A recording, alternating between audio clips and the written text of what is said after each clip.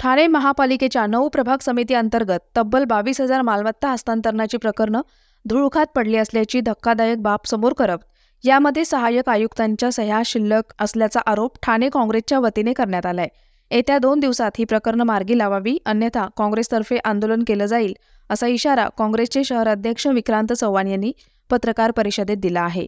या पत्रकार परिषदेत काँग्रेसचे मुख्य प्रवक्ते सचिन शिंदे, प्रवक्ते राहुल पिंगळे, ज्येष्ठ नेते जे.बी. यादव उपस्थित होते।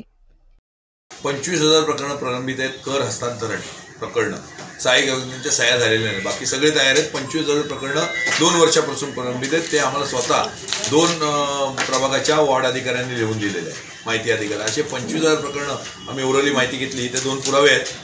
म्हणजे 2 वर्ष जर गोरगरिबांना किंवा सामान्य जनतेला या ठिकाणी भेटीत धरलं जात असेल तर याची जबाबदारी कोणावर जबाबदारी निश्चित करणं? मुख्यमंत्र्यांचे ठाणे। मुख्यमंत्र्यांच्या ठाण्यामध्ये हा प्रकार जर चालू असेल या ठिकाणी तर ही बाब दयनीय आहे।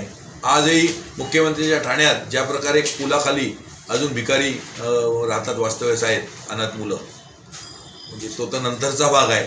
पण हे सामान्य जनतेला या ठिकाणी मुख्यमंत्र्यांच्या ठाण्यात जर अशा प्रकारे तर काय उपयोग मला सांगा?